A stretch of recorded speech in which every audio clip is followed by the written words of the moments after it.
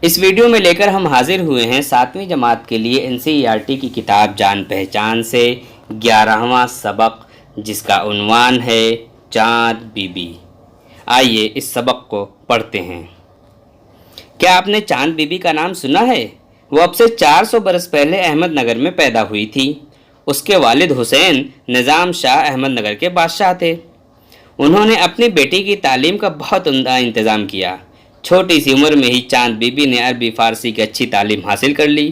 اس نے مراٹھی زبان بھی سیکھ لی، تیر اندازی اور گھڑ سواری میں بھی مہارت حاصل کر لی۔ گانے، ستار بجانے، تصویریں بنانے اور شکار کھیلنے کا بھی اسے شوق تھا۔ وہ بڑی ہوئی تو اس کی ذہانت، خوبصورتی اور لیاقت کا چرچا ہوا۔ اس کے لیے بہت سے رشتے آئے۔ آخرکار بیجاپور کے بادشاہ علی عادل شاہ سے اس کی شادی ہو گئی۔ دونوں ہنسی خوشی رہنے لگے۔ چاند بی بی سلطنت کے کاموں میں بھی شوہر کا ہاتھ بٹانے لگی۔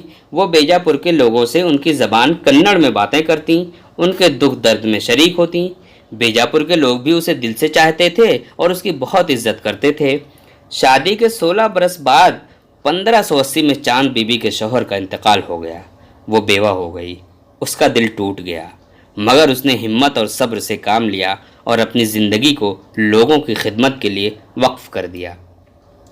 چاند بی بی کے کوئی اولاد نہیں تھی، اس لیے اس نے اپنے شوہر کے کمسن بھتیجے کو تخت پر بٹھا دیا اور خود حکومت کی دیکھ بھال کی ذمہ داری قبول کی۔ چاند بی بی نے رعایا کی بھلائی کے بہت سے کام کیے۔ اس نے کنویں کھدوائے، تالاب، سڑکیں اور عمارتیں بنوائیں۔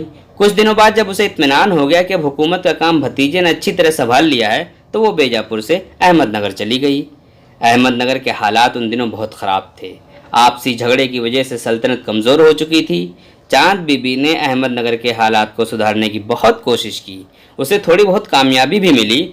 اسی دوران اسے اکبر کی بھیجی ہوئی فوج سے مقابلہ بھی کرنا پڑا۔ دوسری مرتبہ جب مغل فوج احمد نگر پہنچی تو چاند بی بی نے مغل بادشاہ سے صلح کرنے کا فیصلہ کیا، لیکن احمد نگر کے چند سرداروں نے افواہ پھیلا دی کہ چاند بی بی مغلوں سے مل گئی ہے۔ بس پھر کیا تھا، لوگ چاند بی بی کے مخالف ہو گئے۔ سازش کرنے والے سرداروں نے موقع پا کر چاند بی بی کو گرفتار کر کے قتل کر دیا۔ اس طرح احمد نگر پر مغلوں کا قبضہ ہو گیا۔ اس نیک دل خاتون کی شہادت کے بعد لوگوں کو اندازہ ہوا کہ اسے اپنے وطن سے کتنی محبت تھی۔ وہ جب تک زندہ رہی وطن کی خدمت کرتی رہی اور آخر کار وطن ہی کی خاطر اس کی جان بھی گئی۔ وہ مر گئی لیکن اس کا نام آج بھی زندہ ہے۔